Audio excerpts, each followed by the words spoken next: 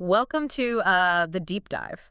If you are tuning in today, we kind of already know a little bit about you. We do, yeah. You're the kind of listener who, well, you aren't satisfied with those surface level Right, summaries. the typical magazine advice. Exactly. You're looking for the actual mechanics behind the curtain, especially when it comes to understanding your own biology. Because you already know the basics of nutrition and wellness. Yeah, so we aren't going to waste your time rehashing what a carbohydrate is or, reminding you that eating vegetables is a good idea. Hmm. We are here for the granular biological realities of how the human machine actually operates. The nuts and bolts. The nuts and bolts. So I want to start by having you visualize a scenario.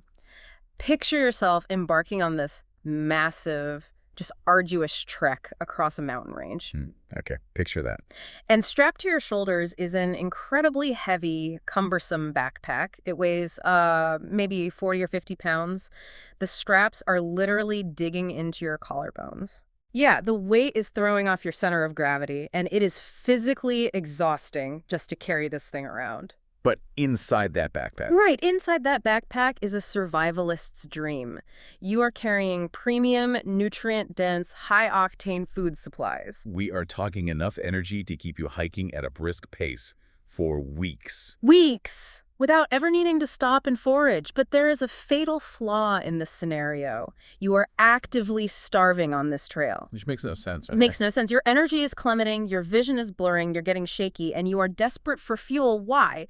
Because the zipper on that heavy backpack is completely jammed. Fused shut. Completely fused shut. You can feel the weight of the food on your back. You are expending precious energy to carry it, but you cannot open the bag to consume a single calorie. So you are slowly starving to death while acting as a pack mule for an absolute feast. Yes, you're a pack meal for a feast. It's a really striking visual, and honestly, it captures the frustrating reality of the human metabolic condition right now perfectly. It does. Because the sources we are working from today, they aren't focusing on diet culture. They're not talking about aesthetics or the latest wellness trend. They're focused strictly on the biochemistry of human energy storage. Right. And what they reveal is that a staggering number of people are walking around carrying that exact jammed backpack Every single day. every single day. We have vast, nearly inexhaustible reserves of energy stored on our bodies, yet we constantly feel depleted. We're relying on that 3 p.m. caffeine hit to get through the afternoon. Exactly. We feel shaky if we miss a meal, and we constantly experience this sensation of running on empty. We are quite literally locked out of our own internal power grid. Okay, let's unpack this. Our mission today is to look strictly at the microscopic cellular mechanics of intermittent fasting. We want to answer the core biological question. How does the body actually manage to pry open that jammed zipper and unlock its fat stores? Because once you understand the actual hormonal levers and the cellular machinery inside of you, it completely rewrites how you perceive hunger. It changes everything. To get us started, the source material relies heavily on a really specific framework. They want us to look at the human body not as a calorie calculator. Right, throw the calculator away. Throw it away. They want us to look at the body as a high-performance hybrid car. Which is such a brilliant analogy. It is. I know we hear the word metabolism thrown around constantly, but viewing it through the lens of a dual-engine vehicle, it just changes the perspective entirely. It's a highly effective way to visualize the biochemistry. Because, think about it, a hybrid car is defined by its ability to seamlessly switch between two very different fuel systems. Right. Gas and electric. Exactly. And the human body is engineered with that exact same dual capacity. So let's break down the first system. In our biological hybrid car, there is a primary fuel tank located right at the front of the vehicle. Right under the hood. Right under the hood. This tank is relatively small, but it is incredibly easy to access. The engine can pull from it instantaneously with almost zero metabolic friction. Zero friction. This front tank represents your body's glucose and glycogen storage. The sugar tank. It's front and center, and it's what we are constantly interacting with all day long. Every day. When you eat a bowl of rice or grab a piece of fruit or drink a sweetened beverage, you are essentially pulling up to the gas station and topping off that tiny front tank. The energy is processed quickly, it hits the bloodstream, and the engine burns it right away. But a hybrid car wouldn't be very useful if it only had a tiny gas tank. And this is where the sources introduce the second fuel source. And we can't even really call it a tank. No, it's way too big. It's more like a massive, heavy-duty fuel trailer hitched to the back of the car. A huge trailer. This trailer represents your body fat, Yeah. and the sheer volume of energy stored back there is staggering. We are talking about tens of thousands of calories. Tens of thousands. Even for a typical person, even someone who is relatively lean, there can easily be upward of 50,000 calories of premium high-octane energy sitting in that trailer. Let's contextualize that number for a second, because 50,000 calories is really difficult to conceptualize in your head. It sounds made up. It does. But if your basal metabolic rate... Wait, define that real quick for the listener. Sure. Your basal metabolic rate is simply the energy you need just to exist, to pump blood, to breathe, to keep your organs functioning while you sleep. The baseline. The baseline. If that baseline is roughly 2,000 calories a day, that trailer holds enough fuel to run your internal engine for nearly a month. A whole month. A month, without a single drop of outside fuel coming in. That is insane to think about. But from an evolutionary standpoint, it makes perfect sense. Our ancestors did not have the luxury of a predictable food supply. There were no grocery stores. Right, they couldn't just open the fridge? Exactly. That massive trailer was an insurance policy against long winters, unsuccessful hunts, and prolonged famine. The capacity to store energy as adipose tissue is a brilliant survival mechanism. It kept us alive as a species. It did. But the sources highlight a massive disconnect between our evolutionary hardware and our modern environment. They call it the modern paradox. The modern paradox. You're driving this beautifully engineered hybrid car every single day, but the fuel line that connects the main engine to that massive trailer in the back has been entirely severed. And that is the part that completely trips people up. I mean, if I have 50,000 calories sitting on my waist and my hips, why am I suddenly getting a headache and feeling lightheaded just because I missed lunch by an hour? Right. If the fuel is literally right there attached to me, why doesn't the engine just seamlessly pull from the trailer? Because of the severed fuel line. The biological environment we have created for ourselves essentially acts as a permanent clamp on that secondary system. A clamp. Yeah, so you are towing this incredibly heavy trailer around all day long. It is physical mass you are carrying, but you are locked out of it. You just can't use it. Which goes back to the backpack analogy. Exactly. It forces your cellular engine to become entirely dependent on the tiny, easily accessible sugar tank up front. So you take a sip of fuel from the front tank, you drive a few miles, the tank empties, and then your body goes into an absolute state of panic. Okay, let's talk about the physical reality of that panic, because I think anyone listening can relate to this visceral feeling. Let's put you in the scenario. Put them in the driver's seat. You are sitting at your desk. It's 2:30 in the afternoon. You had a sandwich for lunch at noon, but that was hours ago. That tiny front tank is running dry. It's empty. You start to feel a subtle shift in your physiology. Your hands might get a little clammy. Yeah. There's a slight tremor if you hold your fingers out straight. You start losing focus on the spreadsheet in front of you. The brain fog rolls in. And then the psychological symptoms hit.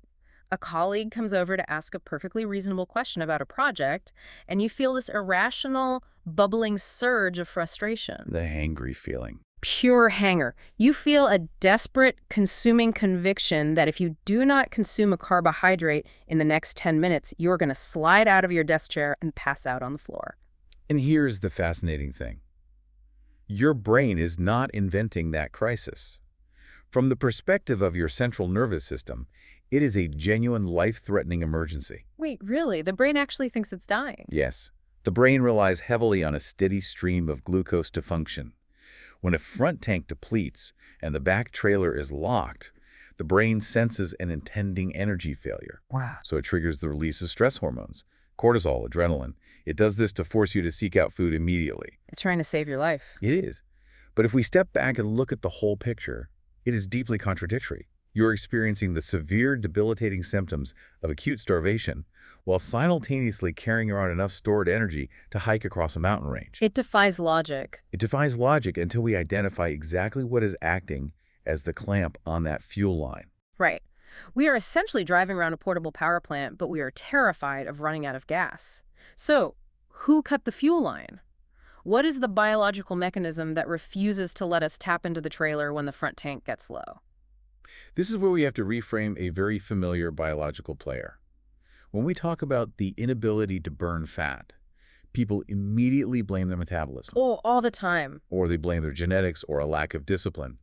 The sources are emphatic about stripping that guilt away completely. No more guilt. The inability to access stored fat is a strictly hormonal issue.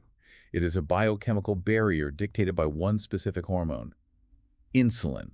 Okay, I'm hung up on one thing here, though. Our listeners are well informed. We know insulin. Sure. We know it as the hormone that manages blood sugar. If I eat a carbohydrate, my blood sugar rises, and my pancreas secretes insulin, and the insulin acts like a key to let the glucose into the cells so it can be used for energy. That's the textbook definition. Right, its primary job is clearing glucose out of the bloodstream so it doesn't reach toxic levels. So why is insulin suddenly the villain keeping my fat cells locked? What does blood sugar regulation have to do with the fat trailer?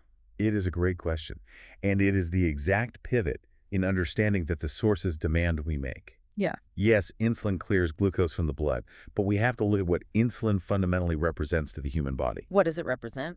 Insulin is the ultimate anabolic hormone. It is a storage hormone.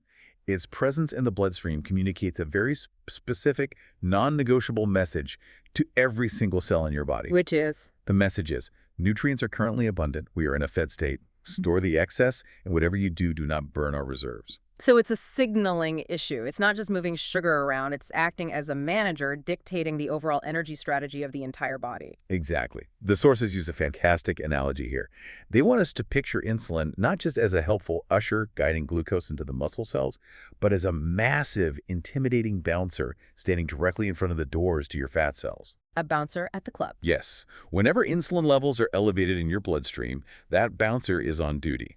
He crosses his arms, stands in front of the fat cell, and effectively welds the doors shut. Welds them shut. It is biological deadbolt. The welding effect. Yeah. So it is literally impossible for the fat to get out. It's not that your body is being stubborn or that you aren't doing enough cardio on the treadmill. Not at all. The actual chemical environment, the presence of this insulin bouncer, physically prevents the lipids from leaving the adipocyte, the fat cell. It is biochemically impossible. The enzymes required to mobilize stored fat are heavily suppressed by insulin. The body's logic is sound, really. If there is plenty of easy fuel coming in from the front tank, why on earth would we go to the trouble of unpacking the emergency reserves in the back trailer? That makes perfect sense. Why work harder than you have to? Exactly. The problem arises from how frequently we summon the bouncer. Let's walk the listener through a typical modern eating pattern. Let's do it. You wake up and eat a bowl of oatmeal with some berries. It's perceived as a healthy choice, but it is carbohydrate dense. Very carbohydrate dense. So insulin spikes. The bouncer arrives and welds the fat cell doors shut. The body runs on the oatmeal. Right. And then a couple of hours later, the oatmeal is processed. The front tank starts getting a little low. But because you just ate a few hours ago, insulin hasn't fully cleared from your system. He's still there. The bouncer is still leaning against the door. You feel that dip in energy, the slight brain fog. What is the standard advice everyone gets? Have a mid-morning snack to keep your metabolism going. Exactly. So you grab an apple and a handful of pretzels. And the cycle reinforces itself entirely. The apple and pretzels cause another release of insulin. The bouncer gets fresh instructions to keep the doors locked. The front tank is temporarily refilled. And then a few hours later, lunch. More insulin. Then a 3 p.m. coffee with milk and a little sugar. More insulin. Dinner, which often includes pasta or rice. More insulin. And a late-night snack before bed. You have essentially kept insulin elevated in your bloodstream for 16 uninterrupted hours. You are trapping yourself. You really are. By constantly grazing, by eating 6 small meals a day, you are ensuring that the bouncer never, ever leaves his post. Never. The fuel line to the back trailer remains completely severed from the moment you wake up to the moment you go to sleep. And this chronic elevation of insulin leads to a compounding problem that the sources define as metabolic inflexibility. Metabolic inflexibility. What's fascinating here is if you only ever operate the gas engine and you never flip the switch to the electric motor, the cellular machinery required to burn fat actually begins to downregulate. Wait, it downregulates? Yes. The mitochondria, the power plants of your cells, literally alter their enzyme production. If they are constantly flooded with glucose, they reduce the production of the specific hardware needed to oxidize fatty acids. So your body literally forgets how to burn fat. That is wild. It's a use it or lose it scenario at the mitochondrial level. Because you've pampered the system with a constant drip of easily accessible glucose, the complex machinery required to process the heavy, dense fuel in the back trailer just gathers dust. This chaos. So when you finally do try to go a few hours without eating, your body genuinely doesn't know what to do. The gas engine is sputtering, and the electric motor is rusted shut. Which perfectly sets up the reality of what happens when you finally attempt to reconnect that fuel line. The sources are incredibly transparent about this, and it is crucial that we are too. We have to be honest here. If we paint intermittent fasting as this effortless, magical transition right out of the gate, we are doing the listener a massive disservice. Huge disservice. Fixing metabolic inflexibility requires going through a transition period, and the first 12 hours of that transition are notoriously messy. Messy is a very polite way to put it. Let's talk about the timeline of pain, because the body does not surrender its sugar addiction quietly. It fights back. It fights back hard. Let's say you decide to push your breakfast back. You usually eat at 8 a.m., but today you are aiming for noon. As you cross the 4-hour mark and then the 5-hour mark, the physical and psychological friction begins. The friction. It is not just a polite rumbling in your stomach. It is an all-encompassing shift in your mood. Your nervous system becomes highly sensitized. The brain realizes the steady drip of glucose has finally stopped. The front tank is hitting the reserve line. And because your cellular machinery is metabolically inflexible, like we said, it panics. Let's make this tangible for you listening. It's 10:30 a.m. You haven't eaten. Suddenly, the sound of your coworker typing on their keyboard 3 cubicles away feels like a personal attack. Oh, yeah. Someone chewing gum across the room makes you want to throw your monitor out the window. You stare at an email you need to send, and the words just sort of float on the screen. The brain fog is thick. So thick. You have to read a single sentence 3 times to even comprehend it. You feel this hollow, burning sensation in your gut. Your body is throwing a massive internal temper tantrum. The brain is essentially sounding a 5-alarm fire. It is signaling that you are starving. But we need to logically dismantle that sensation right now. Let's dismantle it. The sources make a critical distinction here. What you are feeling in those early hours is not starvation. It is withdrawal. Withdrawal? That is a huge reframe. You are experiencing the biochemical withdrawal from a constant, decades-long supply of exogenous glucose. Your body is reacting to the sudden absence of its preferred easy fuel. Okay, I want to dig into that. When the brain sounds the alarm, what is physically happening inside the body during those first roughly 6 to 8 hours? If the front sugar tank is empty and the back fat trailer is still welded shut because we haven't given insulin enough time to fully drop, where's the body getting its energy to keep us upright? That brings us to another brilliant analogy from the sources, the glycogen fridge. The fridge. We have the tiny sugar tank in the bloodstream, but we also have a small secondary storage unit for glucose. Your liver and your skeletal muscles act like a biological refrigerator. They take excess glucose from your meals, convert it into a tightly packed molecule called glycogen, and store it on the shelves. So it's like having a mini fridge right there in the kitchen. It's highly convenient. You don't have to go out to the big deep freezer in the garage, which would be the fat trailer. Right. You just open the fridge door and grab a quick snack. But just like a real mini fridge, the storage capacity is severely limited. Highly limited. For an average adult, the liver can store roughly 400 calories of glycogen, and the muscles can store maybe 1,200 to 1,600 calories, depending on your muscle mass. Okay. So you have a total of maybe 2,000 calories in the fridge. That is roughly 1 day's worth of baseline energy. And here's the catch check. Muscle glycogen is selfish. Selfish. Very selfish. The muscles will not share their stored sugar with the rest of the body. They keep it strictly for their own movement. So the brain is entirely reliant on the 400 calories stored in the liver. 400 calories, that is nothing. It goes fast. The brain consumes a massive amount of energy. So when you start eating and the glucose in the bloodstream drops, the body rushes to the liver's mini fridge. It opens the door and realizes no new shipments have arrived. The panic sets in. The panic sets in. The liver frantically starts breaking down that glycogen, throwing sugar into the bloodstream to keep the brain happy. It's frantically emptying the shelves, knocking over the metaphorical condiments, scraping the bottom of the crisper drawer. And as those shelves in the liver get barer and barer, the psychological panic we discussed earlier intensifies. The body is desperately trying to convince you to eat before the fridge is completely empty. And it has a very persuasive tool to force your hand. A very persuasive tool. A hormone called ghrelin. Ah, ghrelin, the hunger hormone. This is where I think most people fundamentally misunderstand their own biology. I know I certainly did before diving into this research. Most people do. We have this deeply ingrained belief that hunger operates on a linear scale. We view ghrelin like a smoke detector in a burning building. Yes, the smoke detector myth. We assume that if we skip lunch, the alarm starts beeping. And the longer we go without food, the louder and more agonizing the alarm becomes. We imagine a straight line sloping endlessly upward into unbearable hunger. We think if I'm at a level 4 hunger at 1 p.m., by 4 p.m. I'll be at a level 10, and by 6 p.m. I'll be crawling on the floor. That linear progression is a complete myth. A complete myth. And it's the primary reason people are terrified of fasting. The science dictates a completely different mechanism.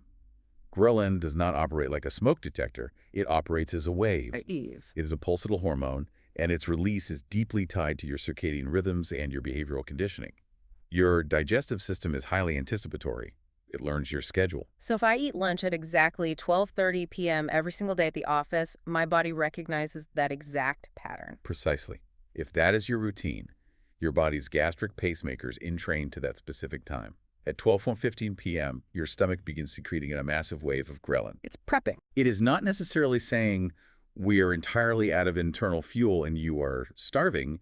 It is saying, based on historical data, a large shipment of food is about to drop down the esophagus in 15 minutes. Let's get the loading dock ready. Exactly. Let's get the digestive enzymes ready. Let's stimulate the appetite. Let's prepare the loading dock. It's just a logistical preparation. So when my stomach is aggressively rumbling at 12,500, it's not a true energy crisis. It's just my body expecting the usual delivery. That's all it is. But here is the part that blows my mind. And it's a secret that most of the population never discovers because they capitulate to the feeling immediately.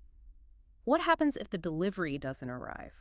What if you just ignore the rumbling? If you simply ride the wave, if you drink a large glass of sparkling water, or go for a brisk walk, or immerse yourself in a complex task, the ghrelin wave peaks, crashes, and recedes. It recedes. Typically, within 60 to 90 minutes, the intense, gnawing sensation of hunger completely dissipates. It vanishes. I've experienced this myself, and it's almost eerie. You are ravenous at 12:30, you push through it, and by 2:00 p.m., you suddenly realize you feel perfectly fine. You aren't hungry at all. Because the wave passed. Right. But most people never experience the backside of that wave because the second the ghrelin hits, they panic and eat a granola bar. They reinforce the body's schedule, they spike their insulin, and the whole cycle starts over. Riding the ghrelin wave is a major psychological victory. But it is only half the battle of the messy first 12 hours. True. Because while you are managing the hunger signals in your brain, a complex biochemical traffic jam is occurring at the cellular level. The sources refer to this phenomenon as substrate competition. I really want to dig into this because this explains the physical exhaustion of the fast. Substrate competition. To visualize this, the sources ask us to picture a long, narrow hallway inside your cells. A hallway. At the very end of this hallway, there are two distinct doors. On the left is the sugar door, and on the right is the fat door. This represents the two different metabolic pathways. Yeah. And there is a rigid, unbreakable biochemical rule governing this hallway. Your cells cannot efficiently burn fat and sugar at the exact same time. They can't do both? No. The enzymes required for glucose oxidation actively inhibit the enzymes required for fat oxidation. It is in either scenario. Only one door can be open. So let's place you, the listener, in this hallway.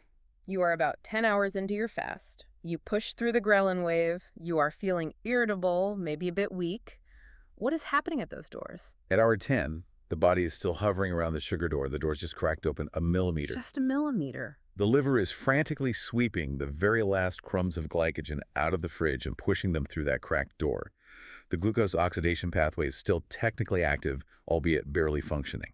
And because that sugar door is even slightly cracked open, the biological rule applies. The fat door remains heavily deadbolted. Bolted shut. You cannot access the 50,000 calories in the trailer.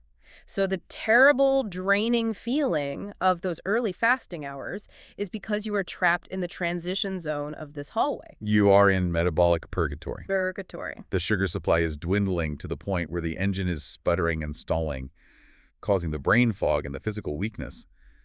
But the biochemical environment refuses to unlock the fat door yet. You don't have enough of the first fuel to feel good, and you are locked out of the second fuel. It is an energy crisis at the cellular level. It is. That makes so much sense. The suffering isn't because you have no energy. The suffering is the friction of the transition. You're waiting for the system to switch gears.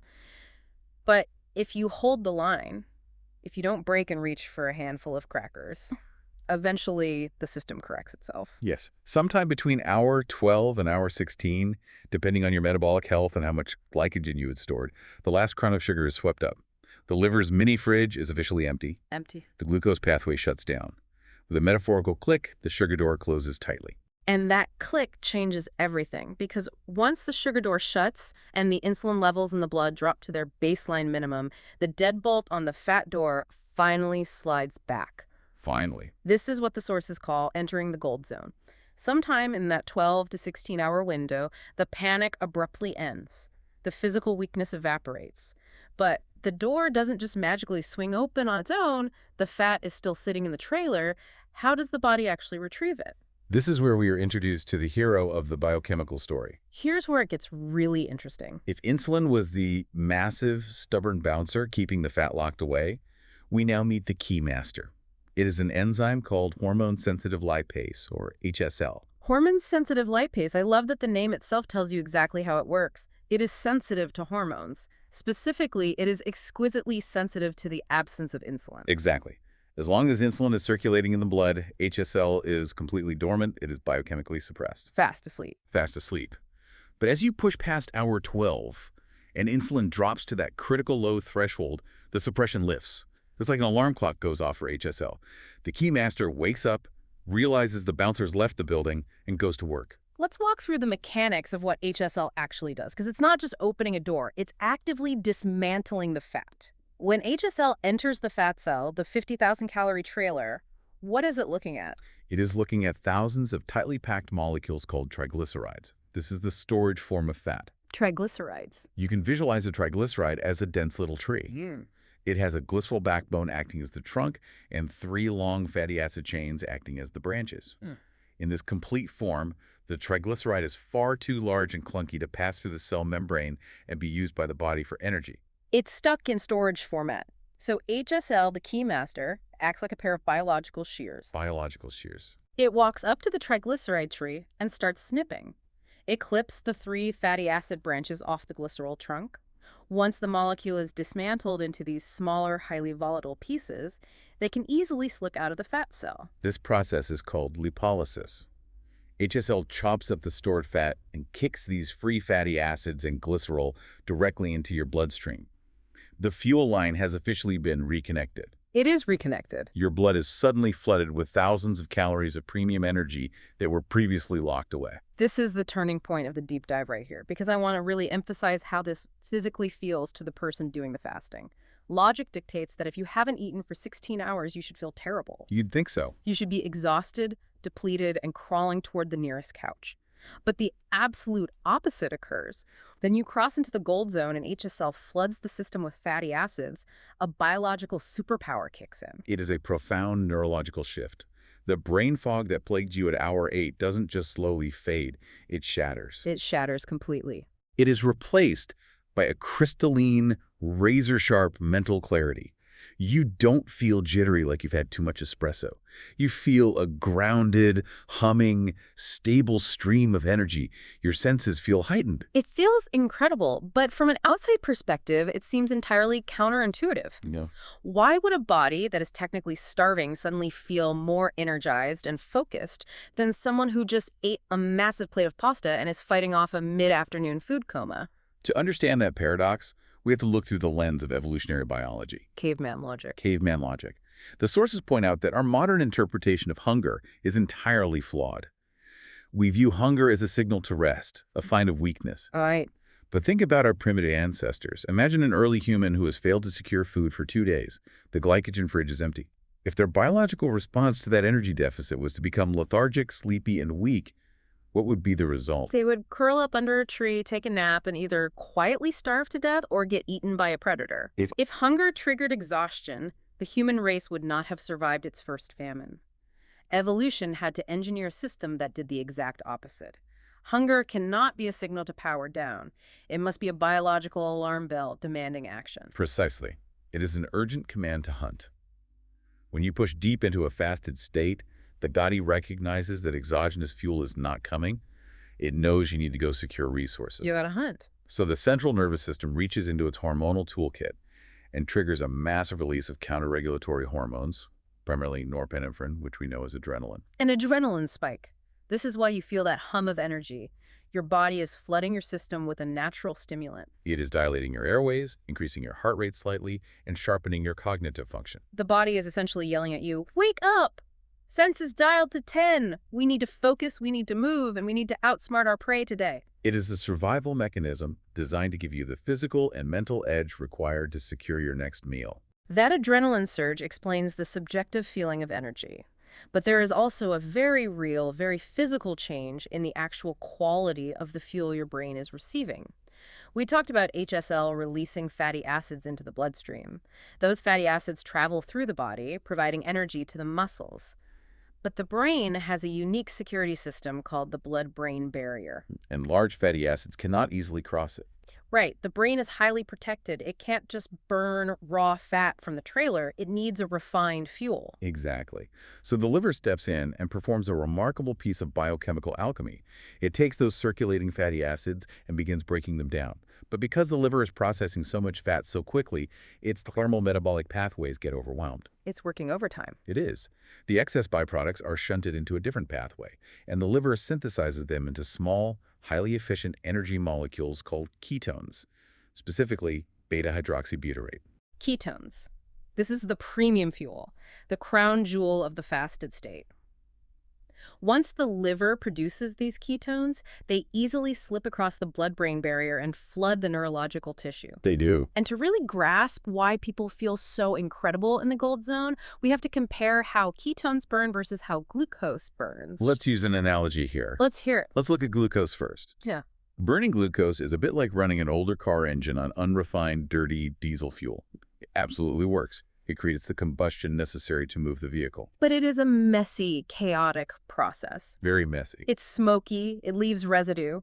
In cellular terms, when mitochondria burn glucose, they produce a significant amount of metabolic exhaust. The scientific term for this exhaust is reactive oxygen species, or free radicals. Which creates oxidative stress. Oxidative stress. Yeah. If your brain is running exclusively on this dirty diesel day in and day out for decades, that oxidative stress accumulates. It manifests as low-grade neuroinflammation. It's the biological rust on your mental engine, contributing to that sluggish, foggy feeling we all know so well. Now compare that to ketones. Switching the brain's fuel source from glucose to ketones is like swapping that dirty diesel engine for a state-of-the-art, pure solar electric power system. Solar power. Ketones are an incredibly clean-burning fuel. When the mitochondria oxidize ketones, they produce significantly more ATP, the actual energy currency of the cell, while generating a fraction of the oxidative stress. It's aviation-grade fuel. The combustion is quiet, efficient, and virtually smokeless. The inflammatory exhaust drops to near zero. And here is the fascinating part. The human brain absolutely thrives on this fuel. It prefers it. Many neurologists argue that ketones are actually the brain's preferred energy source. When you transition into ketosis during a fast, that heavy, oppressive brain fog vanishes because, for the first time in a long time, your neurons aren't choking on the metabolic exhaust of burning sugar. You are experiencing the clarity of a clean-burning engine. It is a remarkable subjective experience, but while you are consciously enjoying this surge of focus and clean energy, your body is quietly performing invisible miracles in the background. Things you cannot feel, but that are fundamentally altering your biological trajectory and longevity. The hidden miracles. The first of these hidden miracles involves the specific type of fat your body prioritizes when HSL starts emptying the trailer, because not all fat is created equal. This is a crucial distinction. When we think of body fat, our minds immediately go to subcutaneous fat.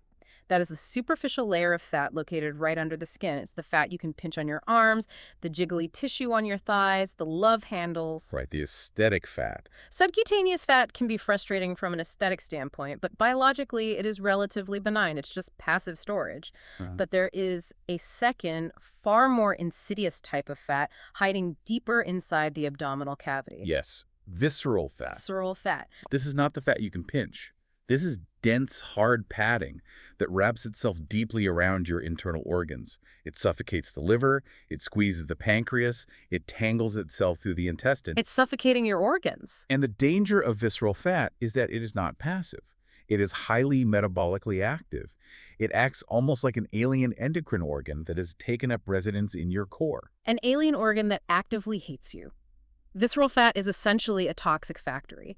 It continuously secretes highly inflammatory molecules, cytokines like interleukin-6 and TNF-alpha directly into your portal vein, which dumps right into the liver. It is a constant drip of systemic inflammation. Constant. This is the specific type of fat that researchers link directly to the metabolic syndrome. Type 2 diabetes, cardiovascular disease, hypertension, and fatty liver disease. It is the fat that silently drives chronic illness. But here's where the mechanics of fasting become a targeted therapy.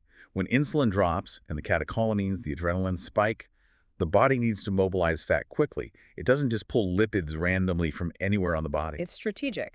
Very strategic. Visceral fat, because it is so metabolically active and has a dense blood supply, is extraordinarily sensitive to adrenaline. It is essentially the most accessible part of the fat trailer. So the body preferentially targets the toxic stuff first. It goes straight for the visceral fats. It's very quiet. By fasting, you are quite literally deep cleaning your abdominal cavity. You are scrubbing that inflammatory padding off your liver and giving your pancreas the physical space and the healthy, non-toxic environment it needs to function properly. You are dismantling the architecture of chronic disease from the inside out. From the inside out. But as powerful as that is, there is a second cellular miracle occurring simultaneously, and it is arguably the most profound benefit of fasting. We need to talk about autophagy. If we connect this to the bigger picture, autophagy is everything. Everything. This is a biological mechanism so fundamental to human health and longevity that the researcher who fully mapped its pathways, Yoshinori Osumi, was awarded the Nobel Prize in Medicine in 2016. A Nobel Prize. That's how big this is. The word itself, autophagy, translates from Greek as self-eating. Self-eating, which sounds mildly terrifying. It does. It sounds like your body is cannibalizing itself, but it is actually the ultimate form of cellular regeneration. Okay, to make sense of this without getting lost in the biochemistry of lysosomes and MTR pathways, let's use an analogy. Imagine that a single cell in your body is a large, complex house. A complex house. Now, when you are constantly eating, constantly grazing from morning till night, your insulin is high and your cells are permanently locked in growth mode. The body is constantly processing incoming materials, building new proteins, and running the machinery at maximum capacity. But just like living in a physical house, constantly running the machinery generates waste. It generates a lot of waste. Over time, inside your cells, trash begins to accumulate. This cellular trash takes the form of misfolded proteins, damaged organelles, and old mitochondria that are sputtering and leaking free radicals. It's piling up. In a constant fed state, the cell never has the downtime required to take out this garbage. So the trash just piles up, it gets shoved into the hallways, it accumulates in the corners of the living room. This buildup of cellular junk is one of the primary driving forces behind the aging process and cellular dysfunction. The house becomes cluttered, inefficient, and eventually highly toxic. Highly toxic. The accumulation of misfolded proteins in the brain, for example, is heavily implicated in neurodegenerative diseases. But when you initiate a fast, the environment radically changes. The nutrient sensors in the cell detect the absence of incoming amino acids and glucose. The growth pathways shut down. Growth mode is off. The cell switches from growth mode to maintenance mode. It realizes it finally has a weekend off from processing food, so it hires a hyper-efficient, microscopic spring cleaning crew. This process is autophagy. The cell begins to literally eat its own trash. The cleaning crew sweeps through the cellular house. They build these specialized biological garbage trucks called autophagosomes. They identify the damaged mitochondria, they scoop up the misfolded proteins, and they haul all of this junk to the cell's internal recycling center, the lysosome. And this is where the self-eating becomes regenerative. Regenerative. The lysosome breaks all of this damaged material down into its basic raw components, individual amino acids and fatty acids. The cell then takes these recycled, purified materials and uses them to build brand new, highly efficient cellular machinery. It's tearing out the rotting floorboards and using the wood to build pristine structural beams. It is literal cellular anti-aging. You are actively breaking down the oldest, most dysfunctional parts of your biology and renewing them. It's incredible. But the critical non-negotiable caveat here is that this profound biological remodel only occurs in the complete absence of nutrients. Complete absence. If you are drinking a protein shake or eating a handful of almonds, the nutrient sensors remain active. The growth mode stays on, and the spring cleaning crew never shows up for work. Autophagy requires the silence of the fasted state. It is a remarkable restorative process. However, whenever the topic of fasting and cellular breakdown is discussed, especially with individuals who are athletic or invested in their fitness, we hit a massive psychological wall. The wall. The science of autophagy and ketosis is often overshadowed by two deeply entrenched fear-based myths. These myths are the primary reasons people refuse to endure the 12-hour transition zone. The myths, yes. We absolutely have to address these because they are pervasive.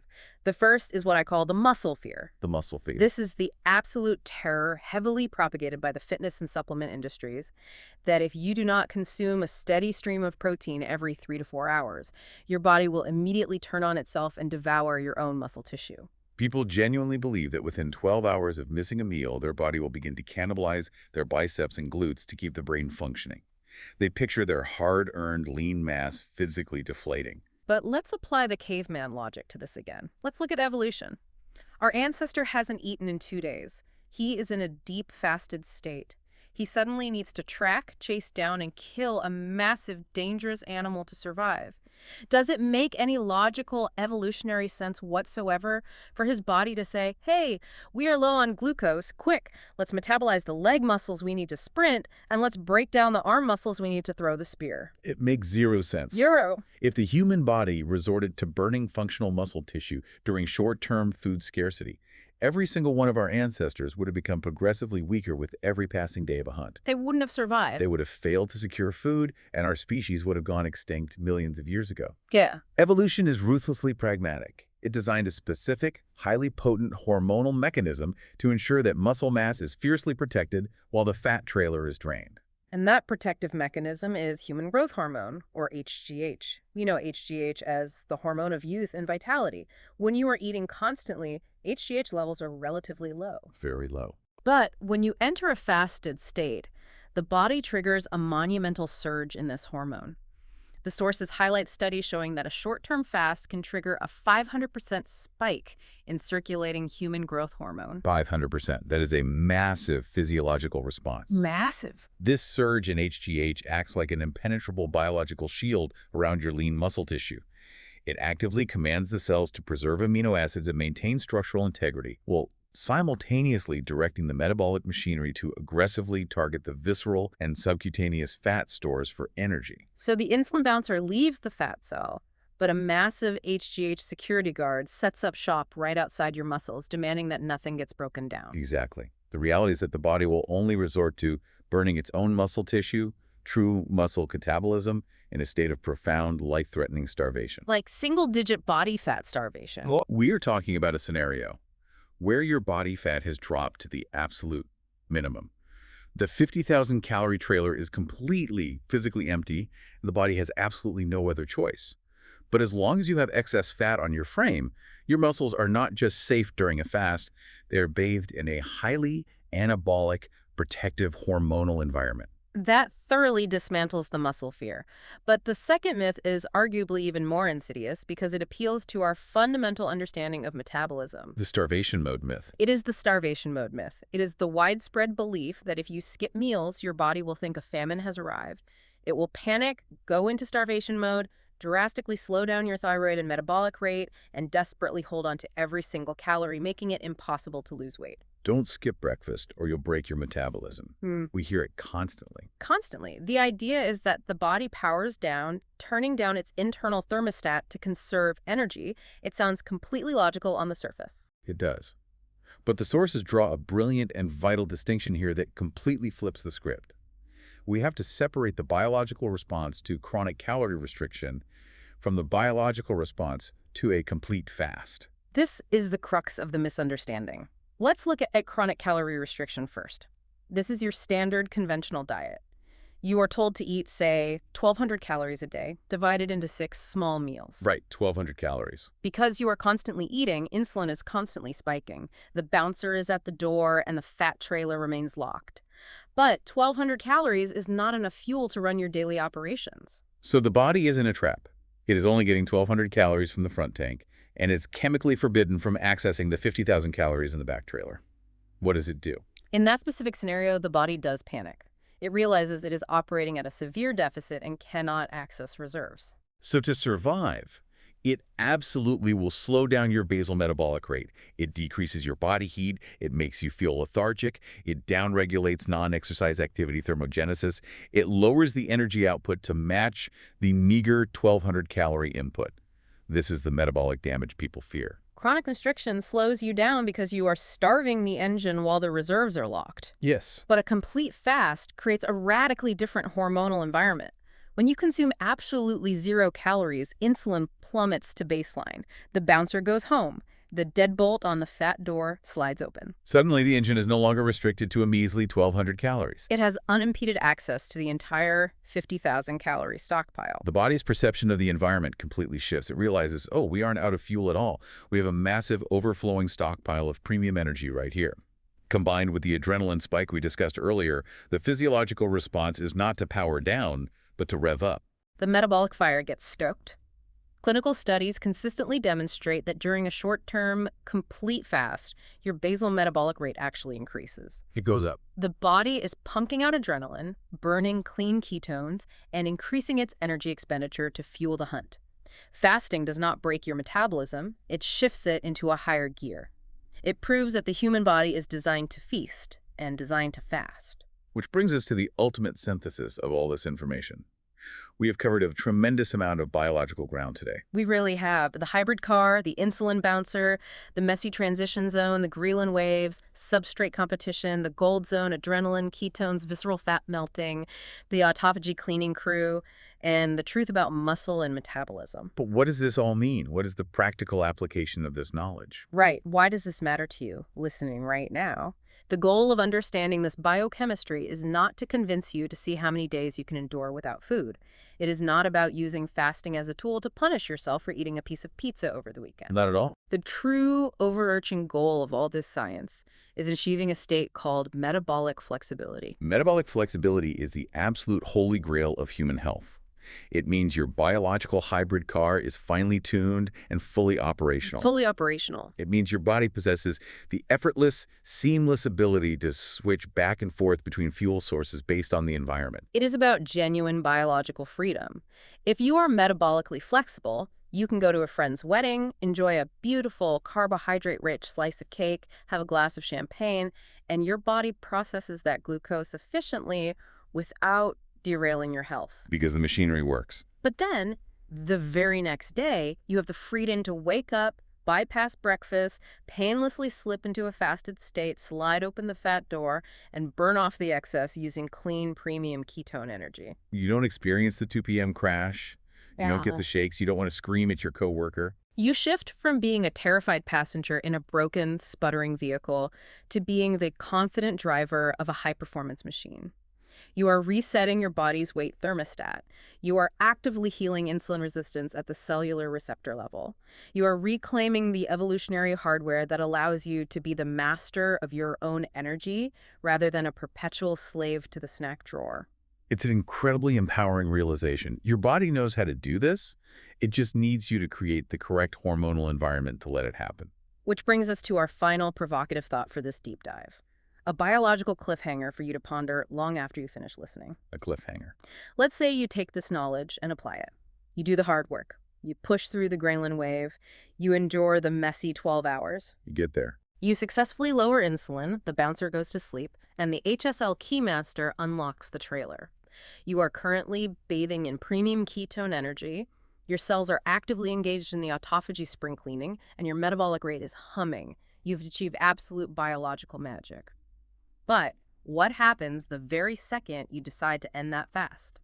It is the most critical question of the entire process. Because all of that delicate hormonal balance, all of that cellular regeneration, you just fought so hard to achieve. Exactly. What happens if the very first thing you put into your mouth to break a pristine 18-hour fast is a massive, highly processed carbohydrate bomb or a sugary drink? Oh, man. Do you instantly summon the bouncer back with a vengeance? Do you violently slam and weld the fat door shut before it even had a chance to properly clear out the toxic visceral fat?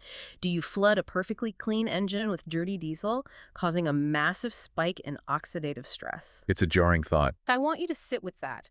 I want you to think about how the end of a fast, The specific biological signals you send your body when you reintroduce food might actually be just as scientifically crucial, if not more so, than the fast itself.